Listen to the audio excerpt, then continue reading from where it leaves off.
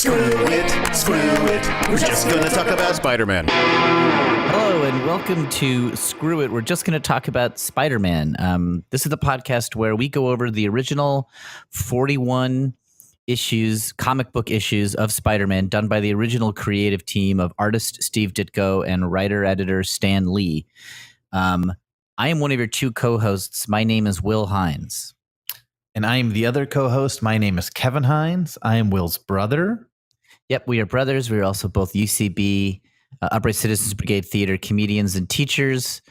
And we're just middle-aged nerds who were fans of these comic books as kids, and we remain fans. And, you know, if you're a Spider-Man fan, we're encouraging you to enjoy these issues, either by us talking about them, or maybe even just go get them yourself and read them on Marvel Unlimited or however you want to do it. Yeah, they're available in a lot of, I think they're on Comixology, they're on Marvel Unlimited. You can get them collected into the Epic runs, Great Power and Great Responsibility. There's a number of different ways to get these issues beyond just like reprints and back issues and things like that. And Kevin, I'm so excited, and I know that you're excited too. This episode, we're going over issue 31 of Amazing Spider-Man, which begins, as Kevin and I have said to each other many times over the years, one of the best trilogies in superhero comics, bar none. Absolute one of the peaks of, certainly of 60s Marvel comics, but I would even say all comics. And we're beginning that trilogy with this issue. Yeah, I mean, at this time, this has got to be the best 3 issues that Marvel has put out. Oh, yeah. At this time, because even the Galactus Saga, which is maybe the only thing that competes with it, hasn't come out. It hasn't come out yet. I would count Galactus certainly as equal to this. Like the Galactus Saga and Fantastic Four and this are sort of like, you know, Jack Kirby with Galactus, Steve Ditko with this. It's their it's some of their peaks. Yeah. I mean, Doctor Strange probably already had his peak where Ditko did like a storyline. It was really long, like 10 or 11 issues. They're all half issues where like he was like being chased by Dormammu or something. Yeah, he was like trapped in another dimension or something, right? I mean, that was part of it. It was just a lot. It was just this long, ongoing story. But that's nothing compared to this, really, because Doctor Strange never resonated with people as much as Spider-Man does. So I want to set up a couple things here before we talk about the story of the issue. And I know we've even got a couple segments before we should just say this is issue 31. Yeah. And it's December 1965 is when it came out. That's right. Okay, go ahead. Well, this ends up being, there's many things I want to keep an eye on as we go through the story. So as we've said many times, the collaboration of Spider-Man between artist Steve Ditko and writer Stan Lee was a really strange one, where they weren't getting along at this point, or at least they weren't communicating. And so Ditko would deliver art to Stan, having conceived of the whole story and everything himself, and then Stan would kind of have to look at the notes and the margins and guess what the dialogue should be. Although they must have had some sort of, we've said before, they must have conferred about some things. But also, there was some way Ditko was passing on some information to Stan, either if it was in notes to the editor or placeholder dialogue. I'm not sure, but somehow he's getting some ideas across to Stan beyond just the drawings. Yeah, but at this point, this is almost purely a Steve Ditko work. Although Lee's dialogue is for sure, the idea starts with Ditko now instead of with both of them. Yeah.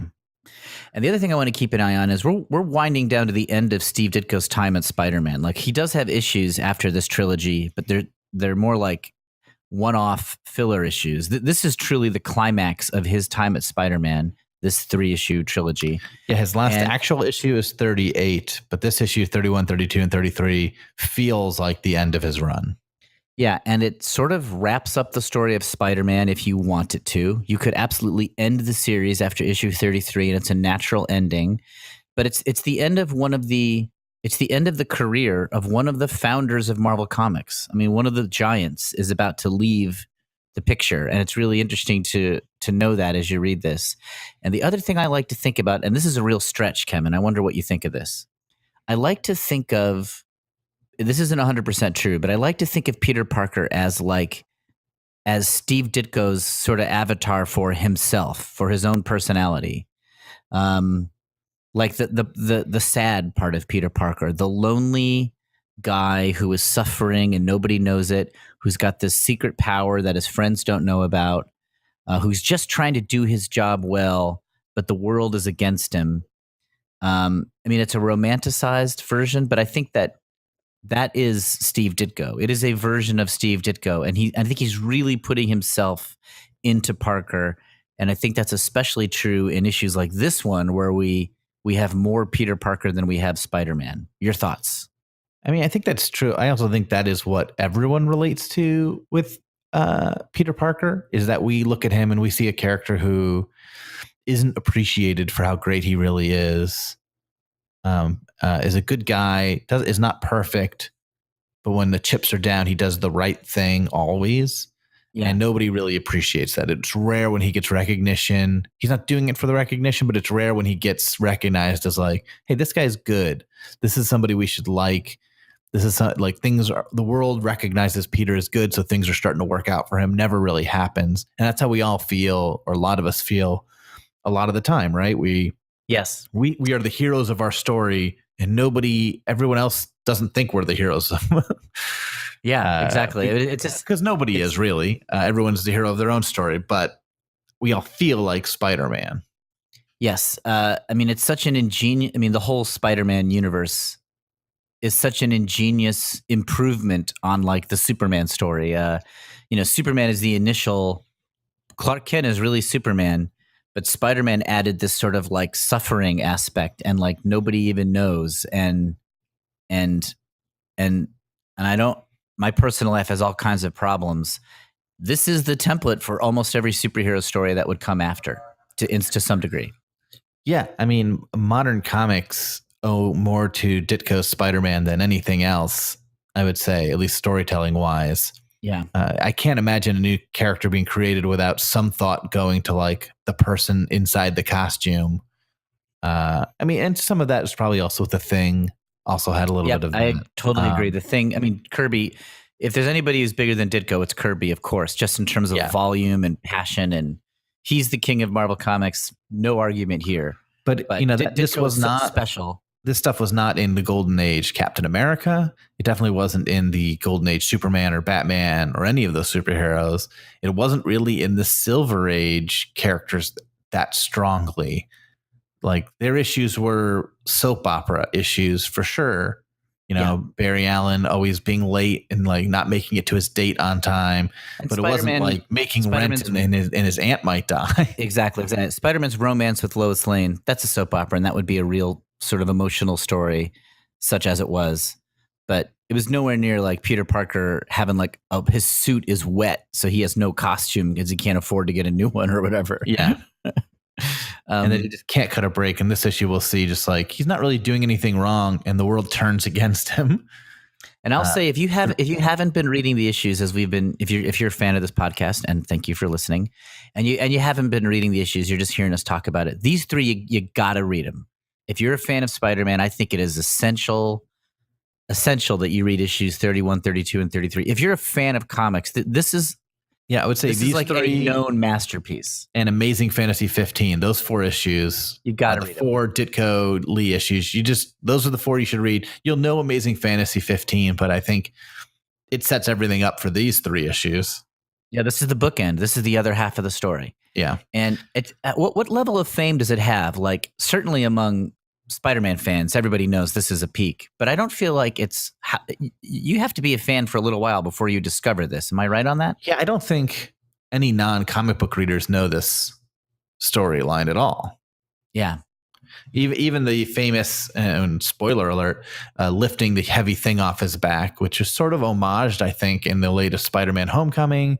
It shows up in the cartoon. Spider-Man 2 a little bit. Yeah, this is a thing that the creators of the movies and television shows and everything know to touch on, but I don't think anyone. I think casual fans or fans outside the comics know his origin and don't really know, and maybe the villains, but don't know much about his stories. And this is a story. And I think that this is. Ditko is so into this issue. I think it is so great. The art is great. The pacing is great. The emotion is great. This issue is almost all setup. We actually don't have a ton of action or payoff in issue 31. The payoff really starts in issue 32. But we don't even get into the crux of the story till next issue. We don't really, but it's set up so beautifully. And I mean, it's a master at work. It is a master at work. And it's a guy who after this would kind of descend into obscurity. He really would never have anything as big again. But this is a dude at the peak of his powers, making a comic as good as he can make it for an audience that was hugely in love with it, for a company that was becoming an empire. I mean, I'm just so excited to get into it. So that's, So before we get into it even more, let's put it off even more. We got into the original comics through these 3 digests that covered through issue 20. Yes, that's right. Which did not have these issues. And then we started reading like the ones that were current at that time, which is like early 80s. Roger Stern, Amazing Spider-Man. Yes. And how did you stumble on this story? Okay, I think it was Marvel Tales. So Marvel Tales was in the early 80s was a comic book that theoretically would reprint any old Marvel story every month, because at this time it was hard to get access to back issues. So Marvel Tales would have like select, but it was just Spider-Man. They never did anything else. It was like Marvel Tales featuring Spider-Man or something. Right. So like you'd basically, comics came out once a week. Most comics were monthly, And Spider-Man at this time had 3 monthly comics. Right. He had Amazing, then Peter on 1 week, and then whatever. The next week would be Peter Parker, the Spectacular Spider-Man. The next week would be Marvel Team Up, which was always Spidey and some other hero. And then Marvel Tales was the 4th week, a reprint of an old Spidey story. And I just started buying those because I couldn't read these. That's how big he was. No other character had multiple titles. Yeah, especially one of which was just a reprint. Yeah. And the X-Men were once a month. The Avengers were once a month. They hadn't quite even gotten to the West Coast Avengers, so briefly they had 2 a month. The Fantastic Four, like the biggest characters they had at one point, once a month. Yeah. Characters Spider-Man, now every single week you get an issue of Spider-Man. Yeah, and we bought them and we loved it. And so Marvel Tales reprinted this issue 31, and I remember clocking it as not as big as I would realize it was later, but I'm like, "Ooh, that was a good one." And then when 32 came out, so the next month of Marvel Tales reprinted issue 32, I was like, "Oh, this story is good. This story is I was into it, so I was ready and waiting for issue 33, and it blew me away." And you and I must have talked about it at that time, but I don't remember us doing that. I don't remember. I think by the time I read it, all 3 of those Marvel Tales issues were out. And I vaguely believe you probably told me to read it, because I don't think I was reading Marvel Tales regularly. Well, another thing I read the digest I'd read and reread and reread and reread. And I was reading Team Up and I was reading Amazing and I think at this point I wasn't buying comics. So I was just reading the comics that you bought. Right. But I was reading all the current Spider-Man stuff. And I vaguely remember, I don't remember a conversation, but I vaguely remember you being like, read these ones. Mm-hmm. Like, this is really good. Because the cover to this issue stands out as because I think they had the same cover for the Marvel Tales. They did. And they didn't always. And you were just like, read this one. And it was good. It was like, oh, there's like those digests that I love so much. And then I was, I think, young enough not to connect. Oh, those digests were by different people. It was just like, oh, the company makes Spider-Man comics and some of them are really good and some of them are okay. Yeah. So I clocked it as like, wow, I really love that trilogy. But I did not realize that it was a thing that all Spider-Man fans had locked into, no internet, I wasn't going to conventions or anything. So there wasn't a time when I sat around with other Spider-Man fans and said, have you read this one or whatever? But then this all bit would have been when I was like 13 or something. So then when I was in like my early 20s. Which puts me at 8. Yeah, you're 8 or 9, whatever. Depending what part of the year it's happening. Yeah. And then like 10 years later, I was like, I don't know, in a bookstore, and I saw like a hardcover Marvel thing, which I still have, called The Best of Marvel Comics Volume 1, a real arbitrary selection of Marvel Comics had like the first appearance of the Black Panther, and then like Wolverine fighting the Hulk. But they had the Master Planner Trilogy, Amazing Spider-Man 31, 32, and 33 in it. And I looked, I was like, oh, here they all are together. Like, and they must have picked it. It's being picked here for this best of. Like, I'm not the only one who thinks this is great. And I bought that just so I would have all three of them in a nice hardcover edition. And I'm looking at it right now. It's still on my shelf. And you purge books constantly. And I give away books all the time, but I won't give away that one. And I've clocked. I'm always looking for references to this trilogy, and I'm really never let down. The Spidey creators know this is special. They always give a little nod. That don't always, but they often will give a little nod to it, and I love it. Yeah, and you also bought issue 33, a first printing of it, right? Oh yeah, baby. Like a really beat up, cheap version, but yeah, it was like I was in 9th grade. It cost $40. I saved for like 2 months. It's got like a hole in it. I mean, but it is an original copy of issue 33, and it's a prized possession. And I'm looking at it right now. I have it. I've only kept like maybe 40 comics, from the days when I collected, just for sentimental reasons. And that's one of them. Yeah, I think that's great that you bought this issue that, from a collector standpoint, does not have value because it is so wrecked. I mean, it's readable. Oh yeah. Yeah, but it looks bad. The pages are yellowed, and there's like the cover is for shit. But in a way, it makes me love it more. It's like been through the ringer, and it shows its age.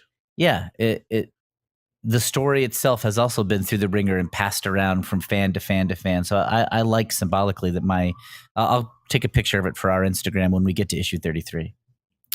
Great. I mean, that is 15 minutes of build up for a story that is all built up. I know. It's appropriate though. It's like we're not getting to the action, and the story doesn't get to the action. I thought about jokingly calling you yesterday, Kevin, and being like, "What if we did one episode per page of this trilogy?" And like we spend like 5 years just doing the Master Planner Trilogy. The whole podcast could have just been these 3 issues. I mean, people do those, like, right? They do podcasts that are like 1 minute of a movie at a time. Yeah. That's definitely happened for Star Wars, I think. I mean, that would be too much, of course. It'd be too much, though. I do think you could do like 5 pages at a time or something. Not necessarily that arbitrary, but like, you could do like this first part, then this next part, and like, an episode just about lifting the object off him, just an issue about escaping, just an issue about meeting with the doctor. Yeah. All right, let's get into it. Issue 30. What's going on? Let's do our other segments. What's happening in Marvel Comics at this time? I believe the Inhumans have just debuted in Fantastic Four. Exciting. That's it. I don't have any Spider-Man or podcast news. And nor do I. Okay. So this issue, let's talk about the cover real quick. Okay. It's a very different cover than anything that we've seen so far. Yeah, it's a picture of it. It's a big outline of a spider with Spider-Man's face in the body, and then in between the legs of the spider are little snippets of the adventure inside the issue. It's almost like a little movie trailer for the comic. Yeah. It really stands out from the rest of the run, and I think Ditko had been trying to do this recently with the Molten Man cover and a few others. This one really works, and it's great that it works for this story. Yeah. The title is If This Be My Destiny. Ooh, I love it. Which doesn't quite connect with this issue as much as the arc overall. Yeah. I wonder if Ditko named it. Sounds like a Stan Lee name, though. Yeah, it might be a Stan Lee name trying to make this. I wonder what Stan Lee thought of this issue. So I have 2 questions. Maybe we'll talk about it when we get to the end. But like, what did Stan Lee think of this issue? Because he would not have known the next issue yet. Right. I bet he knew how good it was. I like to think that Stan, for all of his being hammy and for all of his sometimes the difficulty of him as a person, according to the artists who worked with him, I think that he had really good taste in comics and in people, and I think he knew this was a special one. I'm sure he didn't like that there wasn't a lot of action. He never liked that, but I'm sure he recognized this is. I mean, he probably suspected it was paying off to something, that something was coming.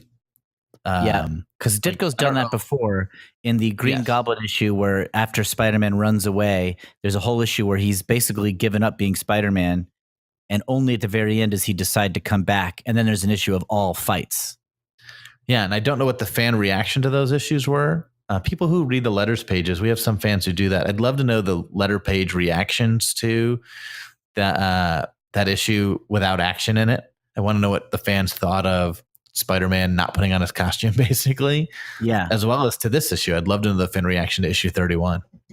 Yes. I bet I always had this belief that when something is of high quality, people can sense it. They know that something good is going on. And I bet you the true blue fans of Spider-Man were excited about this. But I don't know if that's true. Let's get into it. Yeah, great. So splash page, great splash page. Yes. We have Spidey. I think we've hit a point now where the covers are genuinely better. The splash pages now feel like splash pages. Yeah, I agree. The cover is better as a cover, but this is a great splash page. It's Spidey in the middle of a fight with the thugs that we will come to know as the Master Planner Gang, which they're wearing like amphibious sort of scuba, like purple lycra suits or whatever. And it's at night in the shipyard, and they're shooting clouds of gas at him. Ditko loves clouds of smoke. And Spidey is in the middle of a fight with them, and it looks great. Yeah. They look similar to the Blue Beetle villains, the Squids. That's no one will really know what I'm talking about, but in one of the Blue Beetle issues, he fights a guys named the Squids. They're all in costumes. They have suction cups on their arms so they can climb buildings. And I think they do the same thing where they like timed everything perfectly. Yeah, so that's another Ditko comic book that he would do after Spider-Man. So yeah, this is maybe a type of look that he likes. When the story begins, we're seeing the Master Planner saga in the middle. I'm sorry, we're seeing the Master Planner gang in the middle of a robbery, and their thing is that they're always incredibly well planned. Like they have tons of resources, and they're like they are just a well-oiled machine. Yeah, these guys aren't just breaking in and grabbing stuff. They know exactly what to look for, where to find it. They know what sort of guards to expect. They're prepared. They've been masterfully planned. We also saw these guys last issues pulling off a heist of uranium that was well planned. Yeah, so incorrectly identified as a cat burglars gang, but we know that there was really the Master Planner gang. Stan Lee just didn't know it. Yeah, and it's never acknowledged in this issue that we've seen these guys before, but we have. Now they're stealing some sort of device from a plant that produces radioactive atomic devices. One of those plants. New York City in the Marvel's universe has tons of radioactive and atomic research labs everywhere.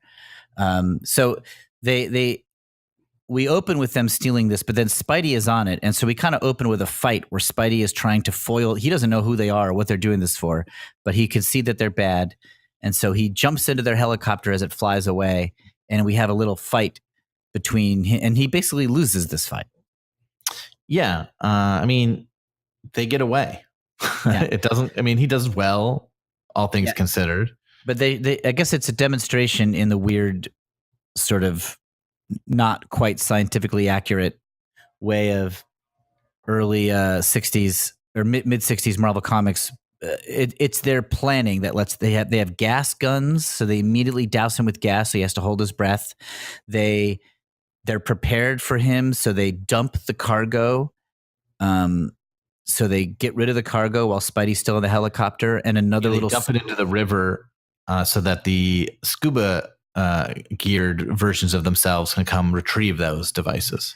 Yeah, there's another unit of the Master Planner gang from an underwater lair who they swim out to get the thing that was dropped. Spidey eventually runs out of air because of the gas and has to kind of give up.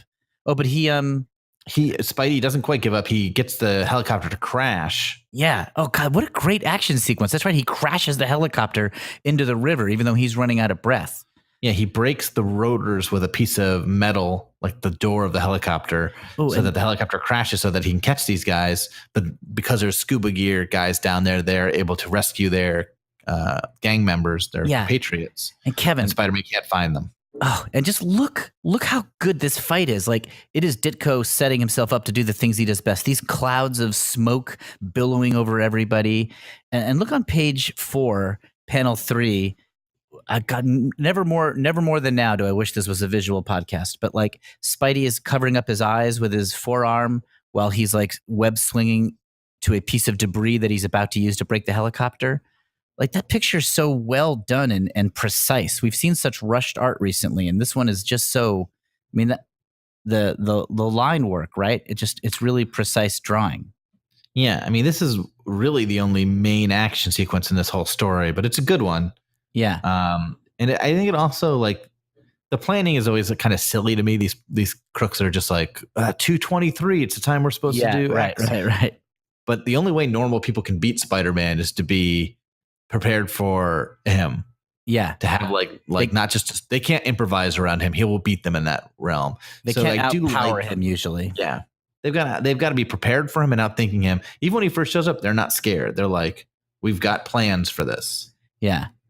And so, like you say, the helicopter crashes and the scuba team rescues the people in the helicopter, gives them masks. They swim away under the river. Spidey assumes they're drowning, goes down to rescue them and finds that they're gone. And he's stunned at like what just happened. Like, who are these guys? Yeah. I mean, he did a pretty good job. He took down a helicopter, but it wasn't enough to catch these guys. That battle ends with a 2-page monologue by the Master Planner, who we don't see. We just see the base with like word balloons coming out of the base. Right. 2-panel. Yeah. 2-panel, not 2-page. Yeah. Sorry, it's 2-panel. We don't know who he is. It's another Ditko mystery villain. What's the secret identity of the Master Planner? We won't find out until next issue. Yeah. And there's a huge base, and we've lived in New York City. This is like a pretty big base to be under the Hudson River. I think this would be noticed, but at least during the construction of it. But at any rate, it's just there. The funds that the Master Planner must have had to do that. I mean, he lost a helicopter, and it doesn't even bother him. Yeah. He is well funded as a villain. Yeah. So yeah, that's the action sequence. We don't really have action the rest of the issue, but it's basically like a Mission Impossible action sequence that opens up this comic. And now we cut back to Peter Parker's life, where we're going to spend really the rest of the issue on, which is great. Yeah. And even if you think about this as the last Spider-Man story ever, it really cements Spider-Man as a teenager, because this is the end of his teenage years, would be the start of college, basically. Yeah. And that's what the Peter Parker side of the story is about in this issue. Yeah, he's leaving his teenage years behind here because he starts college.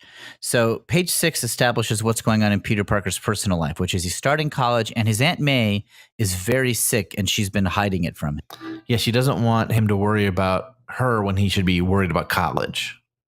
Yeah, page 6, panel 2, Peter is happily walking away to go start school. He's an excellent student. He won a scholarship. He's all set to do this. May is watching him walk away, and she thinks he's just like his father, cheery, enthusiastic, and bright. He's been like a son to me all these years.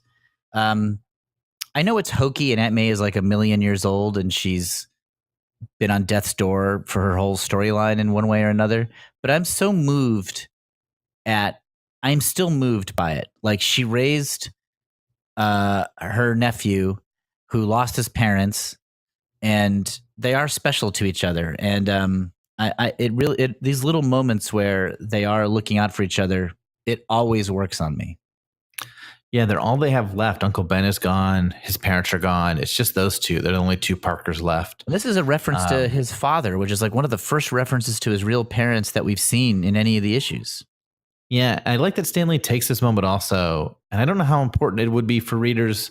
It definitely isn't important for me anymore, but I'm glad it's there. This idea that she says he's like a son to me, just to be like, I know I'm Aunt May, but that's my son.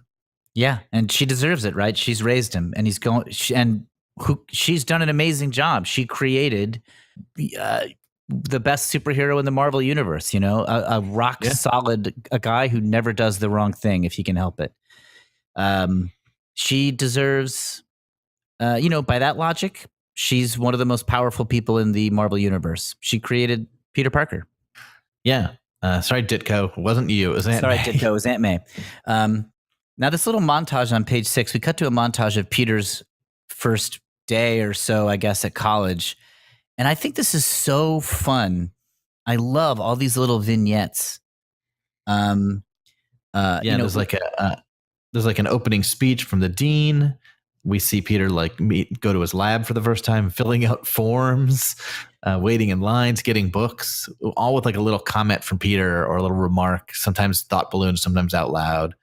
Just sort of like, ugh, Yeah. look at this bureaucracy, but also I love it. It's college. Little jokes like the only things that don't have to be signed in duplicate are the ones that have to be done in triplicate. Very Stan Lee line. Yeah. He runs into Flash Thompson here. Well, if it isn't fearless Flash Thompson, because Flash is here in a football scholarship, Flash responds with drop dead. Yep. Not matured at all. He's getting a ton of books from the bookstore. He goes, it'd be easier just to move into the library, says Peter Parker. Another great Stan Lee joke. But it's like this sort of like a romanticizing the idea of going to college as a big story point in this story. I love it. Like he is a science student, right? And he's a nerd and he's a poor kid. The only way he's getting to go to school is on a scholarship. It is like the old school American dream of a kid getting by on his merits. Like his spider powers were given to him by chance, but this is the aspect of his life that he's always worked at, like really hard, and it's paying off for him. And I'm excited for him as I read this. It's also pretty true, I think. I don't know. This was my experience at college. Like when you first get there, it's you go to some big lecture hall. Somebody kind of talks to you. You fill out a lot of forms. You're waiting in lines to sign up for classes. You're getting all your books. You're kind of doing all these things. You're sort of moving constantly those first few days at college. Yeah. You maybe run into people that you knew from high school. You're meeting new people. It's sort of a bedlam. And I read this as a child and didn't know, but now I read it now. I'm like, yeah, that's what my first day of college probably felt like. Me too. It resonates with me. Now it's probably more online stuff, but at least for me, that was not the case. And just the feeling of, wow, I'm on my own now, and I got to handle all these little logistical problems by myself. And it's a lot more adult than I was just a couple months ago. But then Peter goes home to see Aunt May, and she collapses, and no longer can she hide the sickness from him. She just faints in his arms. He's stricken and distraught. The doctor comes over, and it's bad news. He's got to take her to the hospital. This is not a bed rest type situation. And then we're in the hospital, and she's frail, and medication has helped her a little bit. Peter's trying to put on a brave face. He's smiling and telling her, don't you worry about me. Just rest and get your strength. You'll be fine. She falls asleep, and now Peter is ruined for the rest of this issue. Yeah, he doesn't go to sleep that night. He just stays up all night worrying about Aunt May, feeling like he doesn't give her enough time. It breaks my heart. It breaks my heart, that 2-panel sequence at the top of page 8. Peter wandering around the campus at night, staying up all night worrying about her. I mean, he's just a kid. Yeah. Oh my God. Yeah, he thinks to himself, I was so wrapped up in my own affairs that I hardly gave her a thought. But what a heartbreak, because all he was doing was being excited about college, right? Yeah, he shouldn't have to Doesn't he deserve worry about this? Yeah, he's feeling guilty about going to school. I mean, and being Spider-Man. Yeah, I guess that's true. But Peter Parker's guilt is one of my favorite things about him. But I think it does feel like that way in that moment when you think you might lose somebody. You're like, oh, I wasted it. I should have given them everything. And how dare I not do that? And we've made brief mention of it here or there in the podcast. But Kevin and I, our mother died when we were younger. Actually, after the time that we would have read these issues initially, but on rereading. And I'm sure anybody who's lost somebody close to them feels versions of this. There's even more of a gut punch here. It's like, yeah, when somebody close to you is sick, what do you do? The powerlessness, the amount you think about it. And it doesn't matter that this person has been sick on and off, or is older. It's just like, no, you're not ready. You're not ready for this. And it is perhaps a soap opera plot line to have Aunt May always on death's door, but it's one that people can relate to, and it works as a story. And so now we see Peter walking around college, and God, I love this upcoming sequence where he is just basically lost in worry. He is up in his own head and ignoring everything around him. And so for a while we see it. And we've seen this before from Peter. When Peter gets really preoccupied with something, generally it's Aunt May, but once in a while it's a supervillain. He sort of tunes everything else out. He's kind of doing his life on autopilot and in his head. Yep. And once that happens, he sort of has to ignore everyone around him. And for a first day in college, that's a bad move. So we see it from the from the other student's point of view, we see Flash Thompson and two new characters who are observing Peter in a funk. Yeah. The two new characters are Harry Osborn. Huge character in the future. Yeah. He will become Peter's best friend and roommate, also the son of his worst villain, Norman Osborn, who is revealed to be the Green Goblin. Yep. So Harry is a huge character, and also Gwen Stacy, soon to be Peter's next girlfriend. Yeah. The Gwen is like the brainy, cute girl, I guess. Like she's an attractive girl, but she's just as into science as Peter. That's sort of she's an ex-model. She's referred to as an ex-beauty queen. Of standard high. Yeah. So she's a beauty queen and smart. Yeah. Which is my issue with her in the long run. Slight diatribe is why I've never felt like she was the perfect fit for Peter. Is like she's too perfect. Interesting. Like her dad's a cop. She's beautiful and she's into science. It's sort of like, oh, she was made to date Peter Parker. Yeah. Is what it feels like. So story-wise, I like two on the nose. I always liked Mary Jane more. Even Betty Brant, I liked more as a fit, as someone like that didn't fit. They complemented each other versus she didn't just do everything he would need. She's not another, like she could be Spider-Man. That's right. Yeah. But we've said before that the female characters in Amazing Spider-Man are usually just so limited to worrying about shopping and wigs or something like that. Yes. That's the Wasp. But, she's a step up from that, I think. She's like a step in the right direction of having her own thing going on. Definitely a half step up in this issue for sure. So Harry and Gwen and Flash try to like reach out to Peter, but he's not hearing them. And this is classic Ditko. Peter not hearing them say hello is a huge insult to these people. Yeah. Flash says, how about that? He ignored us. He ignored us. Yeah, but those pauses are in the dialogue balloon. Harry Osborn immediately turns on him. Some friend you've got there, Flash.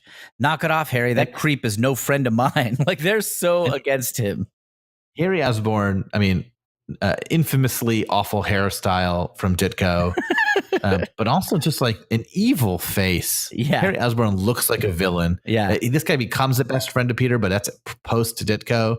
I don't think Harry Osborn ever would have become friends with Peter under Ditko's watch. So Gwen is really fascinated by Peter, though. She thinks he's attractive. She's curious of why he's paying no attention to people. Yes. Peter, meanwhile, is solely thinking about Aunt May. In between classes, he runs to the payphone to call the doctor. He goes to the library to study, and he can only think about Aunt May. Yeah, he doesn't really even notice Gwen in this entire story. Right. Page 10, in science class, Peter's, where he's at his best. The kids are so fed up with how dare he ignore them that they're going to play a prank. How dare this kid who's here on a scholarship not talk to us? Yeah. Other kids. They think he's a swell head, which I guess is the second worst thing you can be after a coward. Yeah. I mean, they got to take him down a peg, Will. They got to take him down a peg, right?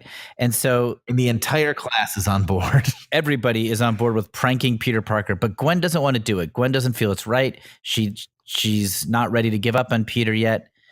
So, but they kind of pressure her into it. So her job is to distract Peter. So she goes up and asks for a pen, but Peter doesn't even turn to look at her.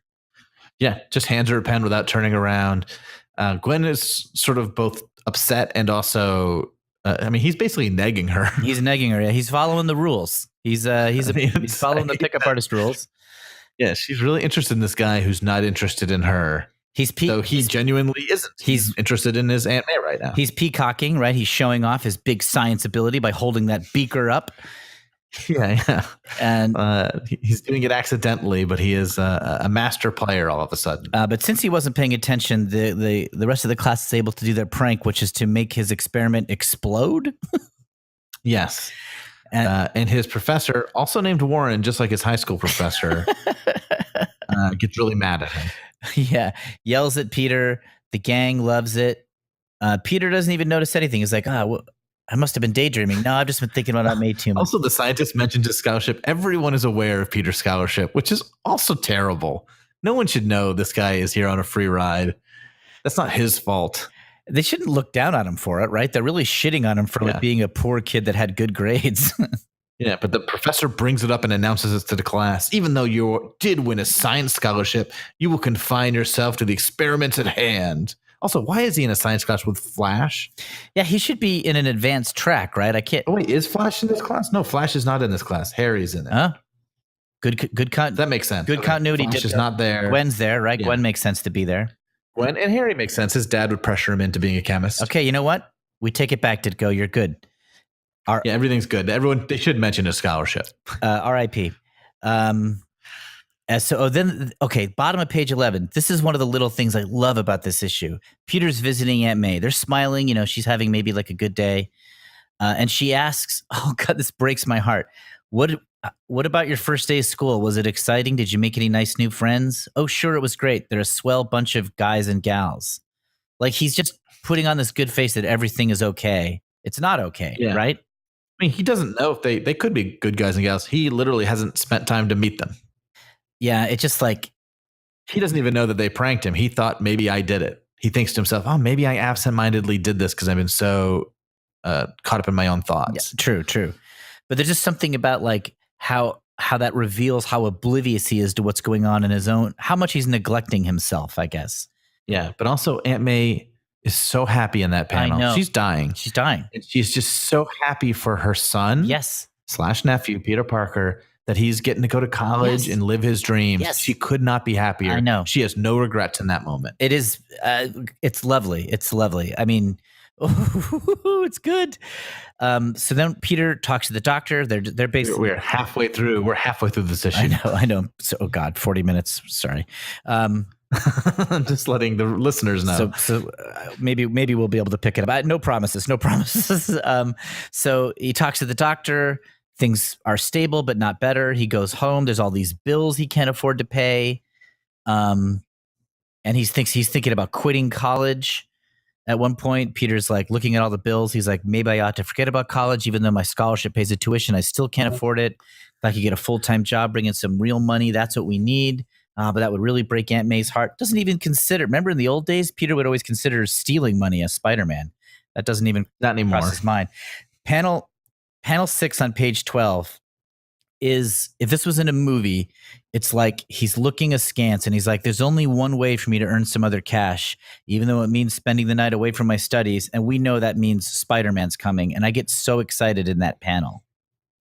Yeah, I mean, the next panel, Spider-Man clinging to a wall, seems like an iconic pose for Spider-Man. Just a very classically, both mostly heroic, but just a little off kilter. Yep. Just like a perfect Ditko Spider-Man pose. So he swings around, but he can't find any crime. There's nothing. So he goes back to his desk, and again, dawn is breaking, and he stayed up all night trying to keep up with studies. And in the bottom of page 13, we see kind of a summary of the situation. He's wandering around campus. He's exhausted. Gwen and Harry and Flash and the entire campus is looking at him like he's a freak. Yeah, even the caption box says that he is unaware that most of the student body is talking about the new scholarship student who seems to feel he's too good to mingle with his classmates.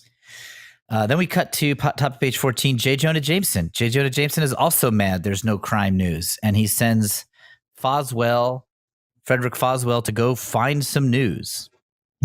Right.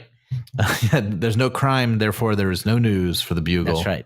And no crime, no Spider-Man. Foswell thinks about turning into Patch, which we don't care about. Who cares? And then Betty Brant has still not told Ned Leeds whether she'll marry him or not. She feels like she hasn't really had a full conversation with Peter because she started to talk to Peter about it and he stormed off, kind of giving up on Betty. And I guess she's been very open to Ned that she also has feelings for Peter, and she's like, I need to talk to him first. And he respects that. He respects that, and he says, I'll wait, and I'll keep asking. Next page 15, we see... Also, again, just a reminder to our listeners, Ned is 10 years older than Betty at best. He's a creep, and he should be sent away from her. Page 15, Patch is in an underground bar full of criminals. Stan Lee and Steve Ditko's version of the underworld, but he can't find anything. Bottom of page 15. Well, he overhears someone talking about a cargo theft, right. But he doesn't get quite enough evidence, and he loses track of the guy in the crowds. Okay, that's right. So he does get a very small lead about a robbery that's maybe afoot. Bottom of page 15. It's not enough to bring to the police, but it's something. That's right. That matters to the story. Thank you. Bottom of page 15, Gwen is still interested in Peter, and she's really going to just try to talk to this guy. Yeah, she's like, I'm glad I bumped into you. Do you have a minute? Doesn't look at her again. He just blows by her. Awfully sorry. You'll have to excuse me, in a real big hurry. Can't stop now. He's running away from her. He doesn't need to explain to her where she's going. He doesn't know who she is. But she's furious. Top of page 16 is a very Stan Lee dialogue, but I do kind of love it. Why, the unmitigated nerve of him. Nobody gives Gwen Stacy the brush off that way. You, young man, are going to regret that, I promise. It's kind of like an old Millie the Model story, or Patsy Walker. And you know what? I love it. Yeah. Don't regret it. They're going to date for many years. At the hospital, Peter and May are talking again. It's more bad news. And they're both acting like everything's fine, but he talks to the doctor and they're like, we're not sure yet. We're getting close. Back to Spidey. They're getting close to figuring out what's wrong with Aunt May. Yep. Now back to Spidey is swinging around. He wants some news picks to sell to J. Jonah Jameson. He runs into the stool pigeon known as Patch, which is really the reporter Frederick Foswell, and the former big man of the gangs. Who ran all the mafia, who ran all the gangs in New York. He was Daniel Day-Lewis. He tells Spider-Man about this robbery he heard of because he doesn't feel good going to the police, but maybe Spidey could check it out. He's like, I'm not sure there's something happening. I think there is, but you could check it out. You're just you're a vigilante. And he goes, yeah, why not? So Spidey goes to the waterfront. There is a robbery going on. It's the Master Planner gang. This is what we saw on the splash page. He has a fight with them. Yes. And the gas that was bothering him in the opening sequence is no longer bothering him. Spidey has done something. We don't know what. Yes. But they get away with it. They keep shooting him with gas. It doesn't slow him down at all. But even though they have to run away, they do get what they're after. So he fails to stop them a second time. Yeah, they're still prepared for him. They're dropping nets on him. They're working as a team. They have to run off, but I don't know if they stole anything, but they definitely get away from him. He doesn't catch him. Top of the last page. I think he stops them from stealing anything. Okay, so there's some sort of victory here at the end. Yeah, but he didn't take photos. Peter forgot to set up his camera. He didn't have time because the crime was already in progress, happening. Yeah. So he misses his chance. And as they ran off, he's like, I should have taken photos. I need that money. Then he reveals, top of page 20, that he had created a little filter that he wore underneath his Spidey mask so that he could breathe through the gas. I love that we have another little instance of Peter using his science ability to help his Spider-Man fight. We haven't really seen that in a while, and I love that. Yeah, even though he hasn't been able to keep up with the studies and he's spending so much time with Aunt May, he still at some point in this issue built this little air filter to prepare himself for this gas. Probably thing. A lot more. Yeah, and we do hear. Yep, go ahead. Oh, sorry. No, you go. Probably a lot more sophisticated than whatever work he's being assigned in his biology 101 class or chemistry 101 class. For sure. Like just making a working filter that you can't even see underneath a skin tight mask. Yeah, I mean it's some Batman stuff there, and he doesn't have billions of dollars to fund it. We do hear the Master Planner mad that he didn't get the cargo. So for sure, Spider-Man it's a minor success. He didn't catch anyone, but he also stopped them. And we don't yet know who the Master Planner is. We're seeing shots of his lair, but we don't get to see who he is. But we see that the Master Planner, whoever he is upset at Spider-Man, like you just said. And Spider-Man knows who he is. He says to himself, he goes, I shall tolerate no further meddling by Spider-Man. Even he has not the power to stop me, though he and I have met before. If he crosses my path again, our next encounter will be his last. Little hint for the reader. So it's somebody we know. Yes. Now, the last three panels are a gut punch. It is the doctors are working on Aunt May. And what about this reveal, Kev? Yeah, I mean, it's vague. This didn't hit me as much as the earlier moments of Aunt May just talking to Peter. It seems this was implied throughout the issue to me. But what they're saying is the poor woman can't last much longer. Yeah, very soap opera-ish. They're saying that but meanwhile, we're seeing Spider-Man just swinging through the night. And I think that is such a great cliffhanger for this. I know it's a trope, especially now in modern times. We know how often Aunt May has been sick over the years. And even in Ditko's run, it's happened twice before this. Once very seriously. But It worked on me. It's like everything is starting to collapse in on Spidey. Now, just from a clinical standpoint, not much happened in this issue. Right. Peter started college. Aunt May got sick and went to the hospital, and she'd already been sick for the last couple issues. And there's villains afoot that Spidey didn't have too much interaction with. Right. And that was also already happening in the previous issue. So not a lot of new information really, but it's all just mood and tension and setting up as things are sort of building. It's basically the water starting to boil. That's right. And maybe just the decision to focus on his personal life a lot. Like basically the biggest thing that happened in this issue is Peter goes to college. Yeah. He doesn't meet anyone because he's too busy thinking about Aunt May, and that sort of just that emotion, just him being so wrapped up about Aunt May for so long. Yeah. Is, I guess, the buildup. And we meet Gwen Stacy. That's the other big thing that happens in this issue. As fans of the series, lots of big things do happen. The first appearance of Harry and Gwen. Warren, I think, also becomes a supervillain, his professor. I think he becomes the Jackal many years later. Funny. A character I'm not too fond of, but yeah. So a lot of stuff happens, as well as setting up the next two issues, which are tremendous. I think that Ditko picked a story here that uses all of his strengths. Visually, we have like the water and the smoke. We have the secret identity of the villain we don't know yet. We have Spider-Man using science as well as his powers to fight. We have a lot of Peter Parker emotional stuff. I mean, if this is to me, Ditko's like, I'm doing it my way now.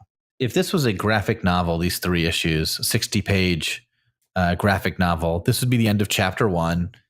You know, there'd be like a 1-page black divider, insert or something, and you'd get into the next one. And it feels like that. It feels like part 1 of a 3-part story. This doesn't feel complete. It feels great, and it. I hope that if I was reading this as a kid off the newsstands, I would read this and go, "Oh, I got to get the next issue." I hope I wouldn't read this and go, nothing happened.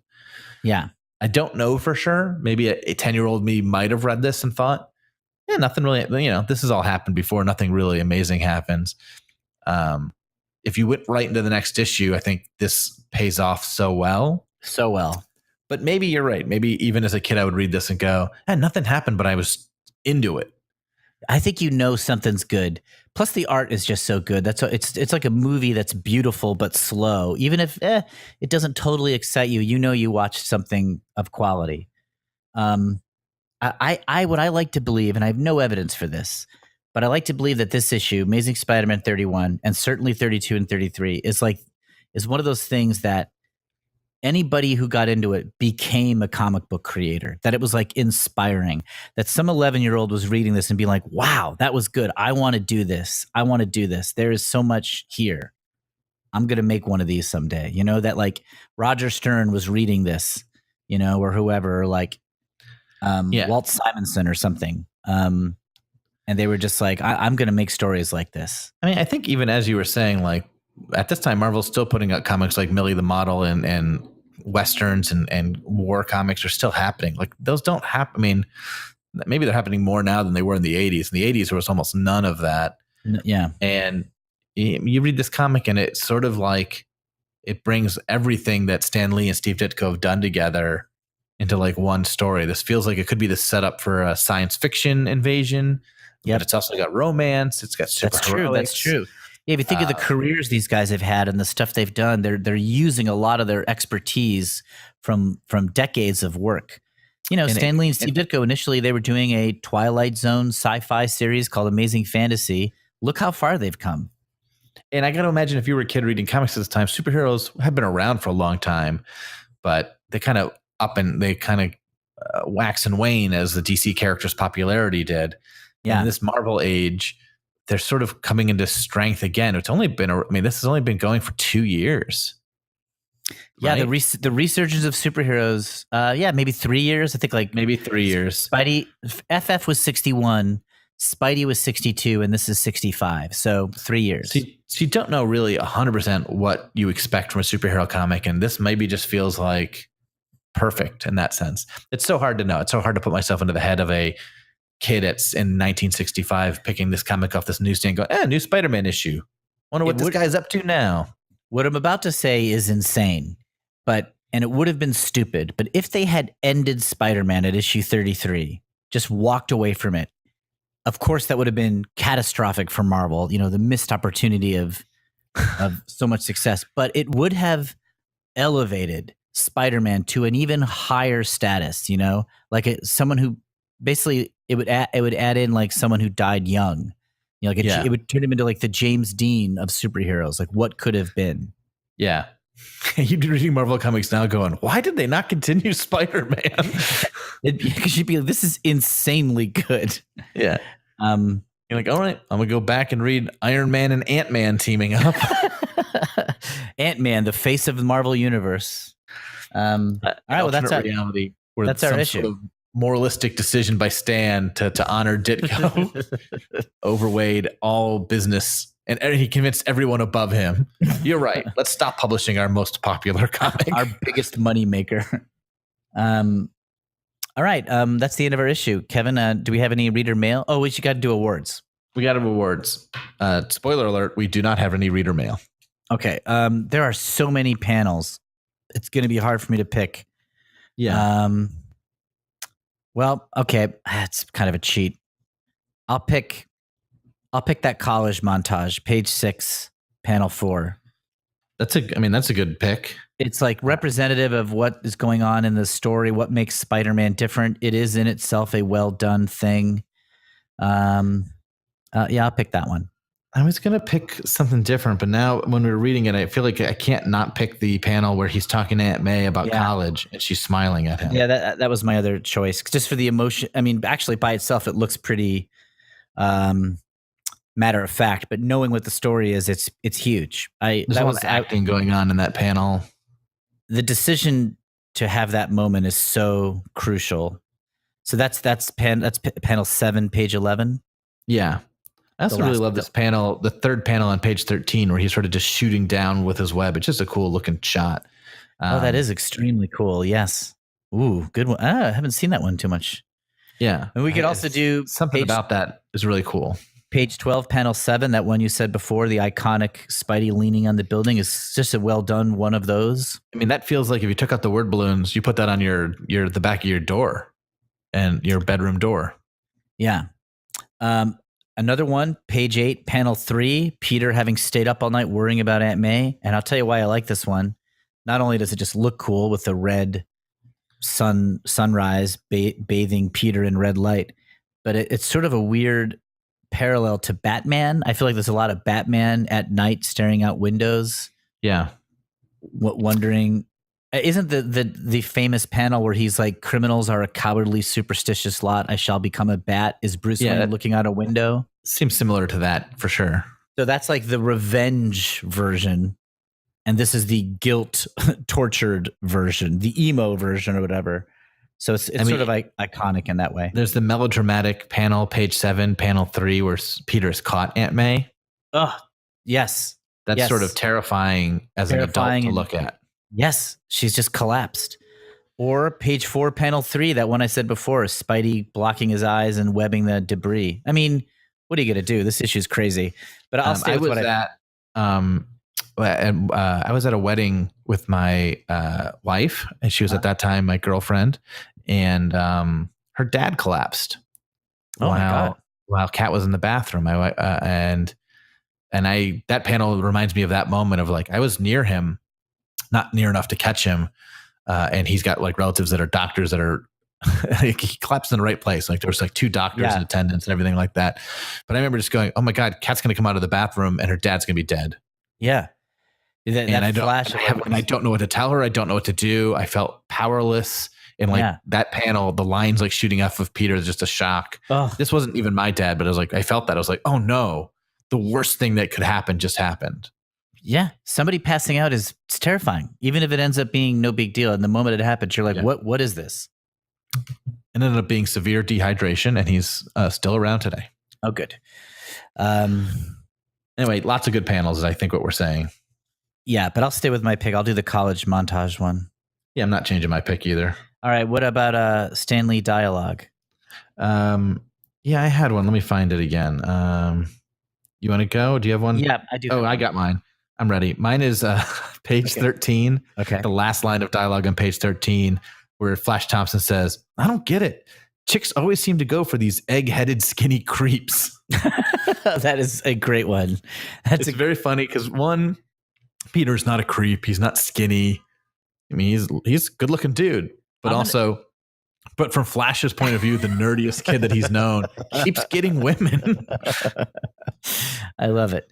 I'm gonna give Stan some props. I often do like picking outrageous Stan Lee dialogue, but I'm gonna do page 6, panel 2. The one I said before, May is watching Peter walk off to college, and it's like he's just like his father, cheerful, enthusiastic, and bright. He's been like a son to me all these years. Just like the simple emotional truth of what makes that moment important. I think that Stan doesn't get enough credit for. He really does know a lot of times when it's time to make a joke and when it's time to underline the story point. And I think he is really good at when to turn on the not 100% good, but he's usually really good at when to be a wise ass and when to be earnest. And so I'm going to give him props for being just earnest and straightforward there. I mean, as much as this is a Steve Ditko production, Stan Lee does a lot of good work in this issue, keeping it moving, explaining what's going on. The quips are, I mean, essential. Spider-Man still makes jokes during this first fight.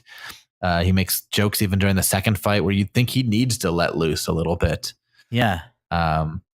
Even though it's melodramatic, his stuff in the college with making showing you how everyone's learned to hate him sort of helps you buy that this has happened. Yep. And even the caption box that says like, unbeknownst to Peter, everyone has turned on him. I think that's an essential caption box. There's not many of those caption boxes that I think you needed, but I think it needed to be hit one more time that Peter doesn't know this is happening.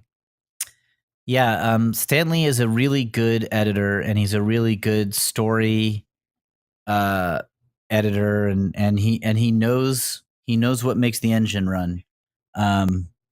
And I agree. He's great in this too. He's relegated to a more limited role because of what Ditko's doing, but he does it perfectly. What's your highlight?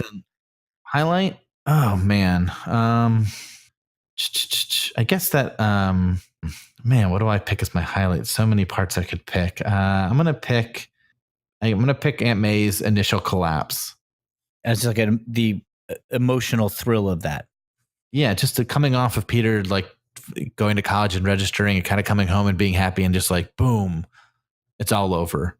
That like top like 3 panels on page 7, where it's just like, nope, nothing's not. It felt like things were going too well. They aren't. Yeah. I mean, it's hard because the whole issue is a highlight. I'll say, and I already kind of highlighted the college thing with my panel pick. All right, my highlight's going to be Gwen Stacy. I understand your complaint about her compared to other Spidey suitors, but she's a step up from where we've been recently, and I like that move. So she adds a lot by being part of the story. So I'm going to say that Gwen Stacy's my highlight. So low lights. So normal disclaimer we have for these great issues when they're really great like this. I don't think there is a low light. There really isn't a low light. If I had to pick one, I don't care about Patch as Frederick Foswell. What I was going to say. I almost would like Patch more if he was somebody Foswell knew. If he was legit, like the Patch identity, he doesn't hurt the story. So, but yeah, no, it doesn't hurt it. I'm less interested in. That's my least interesting part for me. So I'll pick that as my low light also. Even the Betty stuff, which I normally am tired of by this point, it's only like 6 panels, and I buy it. It's not too dramatic. It's like, look, I need to talk to my ex before I marry you. I love it. I'm into the melodrama, so I would never pick that as my low light. So we have the same low light. All right. No reader mail. We've already gone a little bit long. Maybe we should or do you want to do recommendations? I want to do a quick recommendation. Okay, let's do it. Because I told you I have a thing. So for the next 3 episodes, I'm going to talk about recommendations of like long arcs long runs that I've liked. Yes, that's right. And then I'm picking out like, I guess what would be the equivalent of the Master Planner saga of each of those. Okay. So the long run that I'm thinking of, like one of the longest runs I ever collected was Peter David's run on The Incredible Hulk. Oh yeah.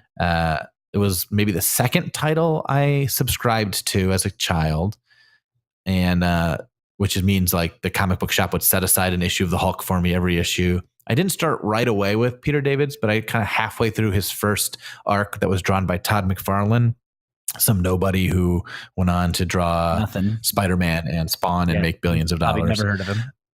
Probably never heard of him. If you've read comics, you probably don't know who Todd McFarlane is. But yeah, Peter David had did a really long run on the Hulk, like 10, 12 years, probably something in that range. And in the middle of it, there was this arc where Banner is turning into a Hulk at night at this point. He's only turning into the Hulk at night, and the Hulk he turns into is a gray Hulk who's less powerful than the Green Hulk we're used to from the movies and television shows. But he's also like smarter and more conniving. And somebody kidnaps Betty, not Betty Brant, but Betsy Ross. Betsy Ross, sorry, Betsy. And in front of him, it is during the day, and Banner can't stop them because he's not the Hulk. And he turns into the Green Hulk. Ooh. Has had not happened in this run at all. We thought the Green Hulk was behind him. We thought he was just this gray, evil Hulk. Turns into the Green Hulk. Green Hulk rescues Betsy. And this leads into like a very short storyline where there's basically two Hulks. Sometimes he turns into this green, dumb, angry Hulk. And sometimes at night he turns into the gray, conniving Hulk. There's even a day where he's going to turn into the Green Hulk. And the Gray Hulk's like, no, let me out. Don't let that Green Hulk out. Like Banner has like a mental gymnastics where the Gray Hulk comes out during the day where he's at his weakest. But the Gray Hulk doesn't want to give up ground. And it's like he's got all these personalities kind of going. And there's a storyline where Doc Samson, a therapist, helps Banner unite all his personalities into one Hulk. So Banner, the Gray Hulk, and the Green Hulk all become sort of this amalgamated Hulk. So for a while, that's the status quo. And those storylines are pretty good. But the storyline that led up to basically Banner becoming this new Hulk, that's sort of a combination of all these personalities, I was so captivated by it. I couldn't imagine how it was going to pay off. I didn't know it was going there. It was drawn by Dale Keown, I think, at that time. And it was really, really cool. And it was probably the peak, I think, of Peter David's very long run. Wow. I remember stories of the Gray Hulk, but I never knew, or if I had forgotten about that one you just said. That's really cool. Yeah. And for a long time, that Green Hulk was the Hulk. That's the Hulk in the comics for a long time. When he would show up in company-wide crossovers, it was sort of this amalgamated Hulk that was it wasn't like Banner controlling the Hulk. It wasn't Bruce Banner in control of the Hulk body, because there was an anger to him. There was a bite to him. There was an evilness to him, because he was an amalgamation. He had all these sort of personalities. It was unclear. It was like, this is what Banner should have been if he never had this personality issues that he had. And it's like, not a great guy. Yeah. Not a bad guy, but not a great guy. Yeah. Definitely an arrogant guy. I don't know. It was a very interesting take. But just the build up to the amalgamation, I think, was even better than the result. Anyway, that's my recommendation. I don't even know what issue numbers those would be. I'm just going to talk about these arcs because I'm not prepared ever.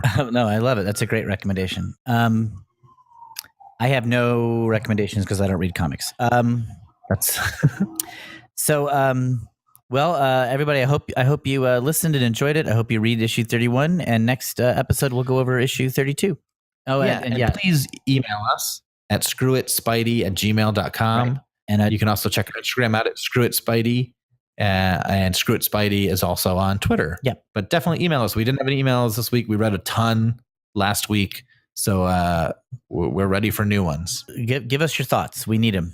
And Kevin, good episode. Yeah, Will, good episode. I'm looking forward to the next one. Bye, everybody.